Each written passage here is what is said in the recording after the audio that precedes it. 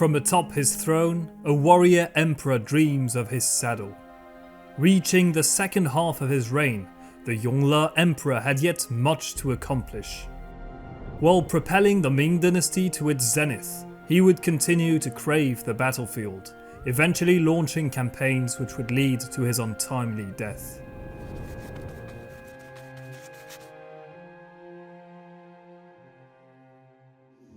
(1411) Ming Dynasty. After seizing the throne from his nephew, the 51-year-old Yongle emperor has now ruled over the empire with absolute control for nearly a decade.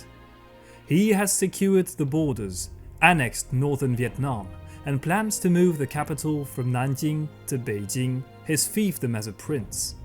But in preparation for this significant change, Yongle has to ensure efficient logistics between south and north. The emperor will restore the Grand Canal.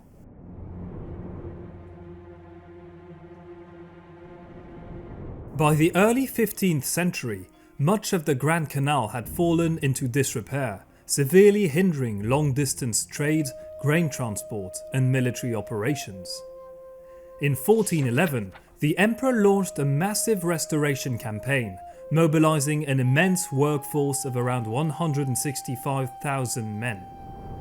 A pivotal section of the project was digging the Huaitong Canal to connect Xuzhou to Linqing, which was completed in 1412.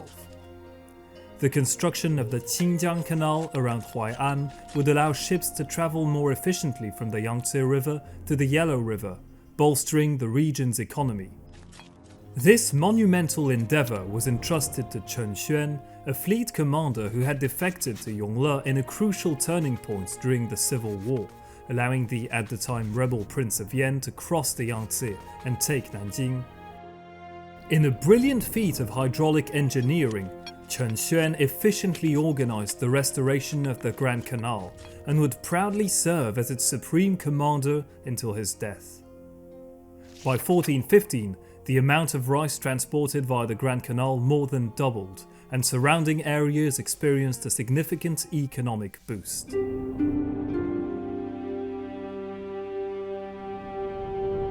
While the ambitious restoration of the Grand Canal was carried out, Ming influence on the world stage would extend farther than ever before. Since 1405, the emperor had sent his trusted eunuch admiral Zheng He on 3 formidable seafaring missions at the head of the legendary Treasure Fleet, to discover distant lands and bring back exotic goods into the empire.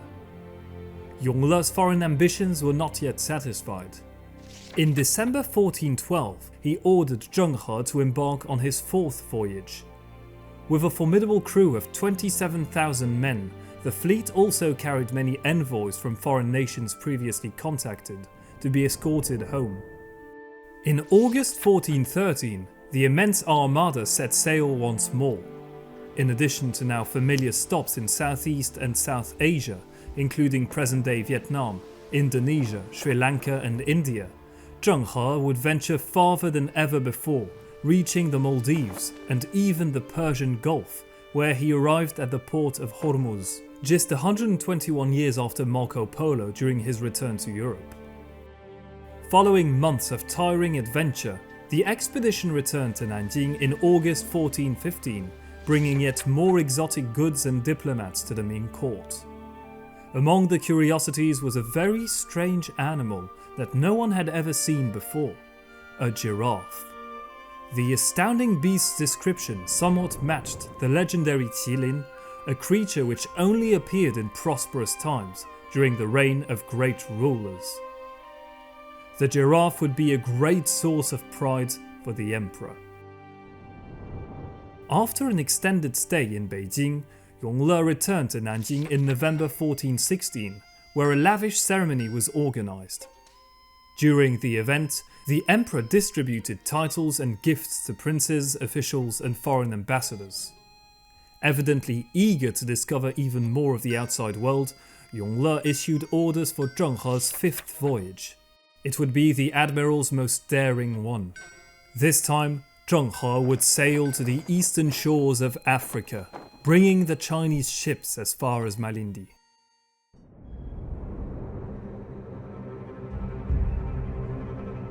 While Zheng He was bringing Ming influence westwards, Yongle's attention turned to his three children, Zhu Gaochi, the crown prince, Zhu Gaoxu, prince of Han, and Zhu Gaosui, prince of Zhao.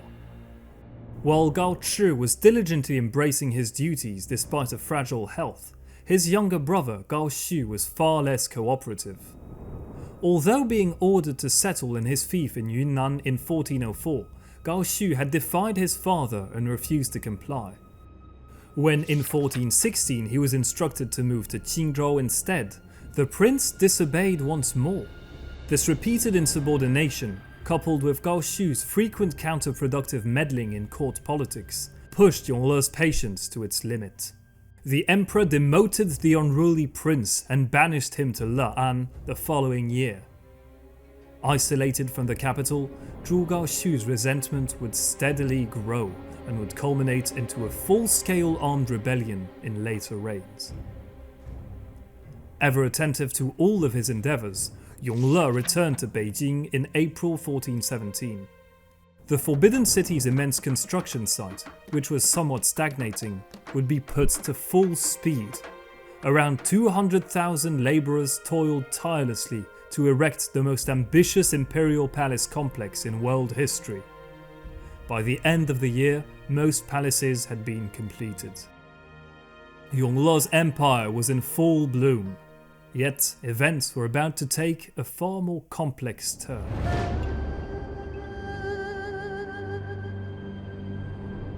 Some of the emperor's ambitions would entail blowback for the Ming.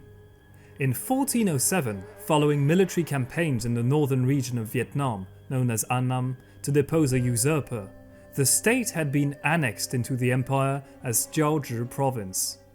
Since then, the Vietnamese had frequently risen in rebellion against the Ming occupiers, though these revolts had been suppressed thus far. But their spirit of independence could not be extinguished. In February 1418, a young aristocrat named Le Loi launched the Lam Son uprising. Ming forces, led by eunuch commander Ma Qi, sought to crush the rebellion with harsh repression and mobilized. But despite their superiority, they were ambushed and defeated near the Chu River through effective guerrilla tactics, a strategy the Vietnamese would relentlessly employ. This persistent resistance would ultimately compel the Ming to withdraw all troops and relinquish Jiaozhi province 3 years after the emperor's passing. Also in 1418, Yongle would lose a trusted advisor, the monk Yao Guangxiao.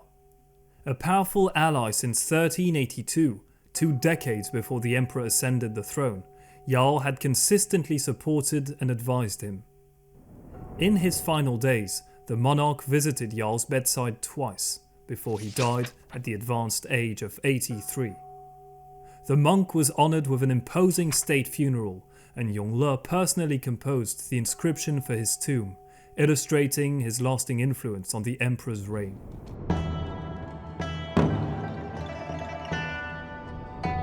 (1420). After 14 years of hard work, the most astounding palace complex in world history was completed. The Forbidden City, constructed from precious timber, marble and golden bricks by over 200,000 labourers, was finally functional. The imperial court was permanently relocated to Beijing, which in October was officially declared the primary capital city of the empire. In this monumental shift, all documents, ministries and government bodies were soon transferred to the city in turn. But Yongle took the opportunity to found a new kind of agency, the Eastern Depot. Managed entirely by eunuchs, the Eastern Depot would function as a spy and secret police organization, similarly to the Jinyi Wei, the embroidered uniform guard. But soon, the Eastern Depot would supersede the Jinyi Wei, even infiltrating its ranks to suppress potential political dissent from within. It would serve as an instrument of absolute state control. Men can easily be subdued, the elements not so much. In early 1421, fire engulfed the Forbidden City. In a cruel blow of fate, 3 major palace halls were completely consumed by the flames. This disaster was interpreted as a sign of displeasement from heaven, prompting Yongle to investigate wrongdoings of his reign. He dispatched 26 high-ranking officials to tour the empire in a grand inspection, uncovering, impeaching and arresting corrupt local officials, as well as providing relief to disaster-stricken regions. Observing moral principles of the time in such situations, he cancelled his own birthday celebrations for the year. Finally, he invited officials to criticize his policies. A recurring criticism was the immense construction project which burdened the treasury and the people, and the controversial relocation of the capital from Nanjing to Beijing. However, Yongle would be unbending on this matter, leading to some critics being jailed or even executed. The emperor's enthusiasm for world exploration was not yet extinguished either. In March 1421, he issued orders for the 6th of Zheng He's voyages, aiming primarily to return foreign envoys to their homelands. Although this would not be the last of the admiral's legendary expeditions, Yongle announced in May that the costly voyages would thereafter be suspended. A more pressing matter had risen: the Mongols.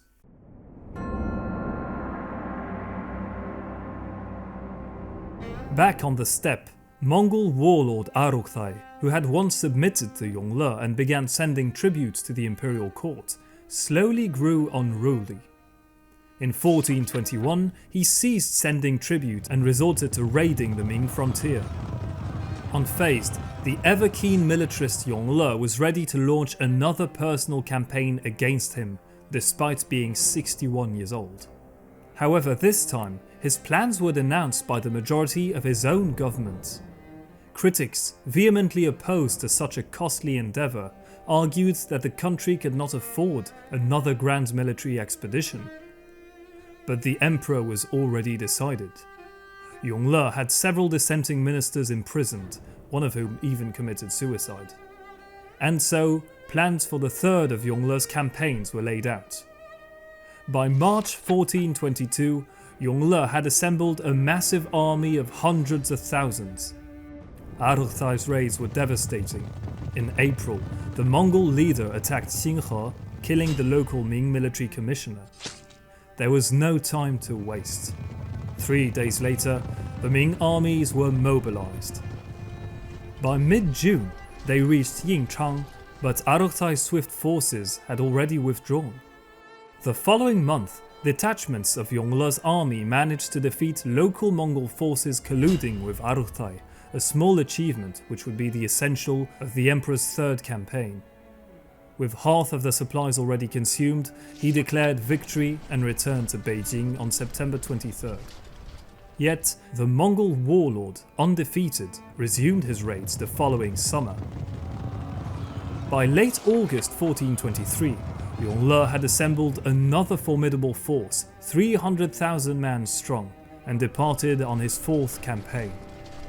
As previously, Arukthai avoided direct confrontation, wearing down the cumbersome Ming army by luring it deeper into the steppe.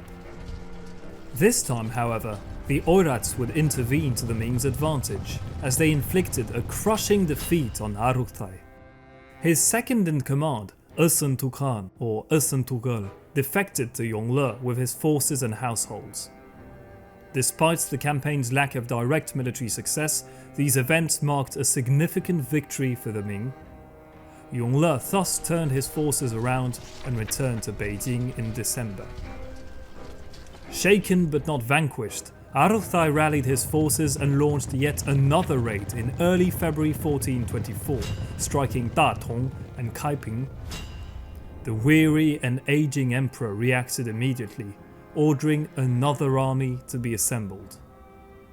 While reviewing his troops in April, Yongle reportedly declared, "I do not love toil and the neglect of an easy life, but as my goal is to protect my people, I really have little choice." The following month, the emperor led his army out of the gates of Beijing. It would be his final sight of the city. Upon reaching the empire's northernmost settlements, the weakened Yongle was exhausted and soon disheartened to learn that, As usual, Arultai was nowhere to be found. Around July, concerned about dwindling provisions, he refused requests to push deeper into enemy territory and ordered the expedition to withdraw.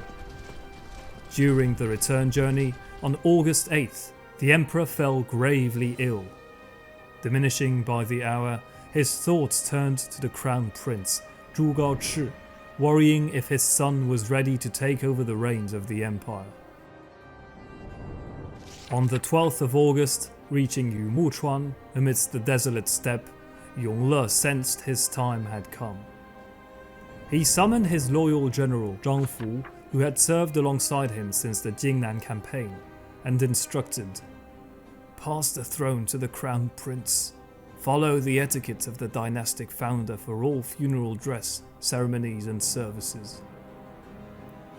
After 22 years on the throne, the Yongle emperor passed away at the age of 64. Only a select few were informed of the momentous event. It had to remain secret until the expeditionary forces had returned. Yongle's death was concealed and his body hidden away in a tin casket as Grand Secretary Yang Rong hurried back to Beijing, tasked with preparing the crown prince, Zhu Gaochi, for the unexpected transition. It wasn't until September, when the armies returned to Beijing, that the news of the emperor's death was finally made public. Yongle was laid to rest alongside his wife, Empress Xu, in the Chang Mausoleum, just north of Beijing, inaugurating the Ming tombs where his successors would be buried until 1644, an enduring testament to the emperor's legacy.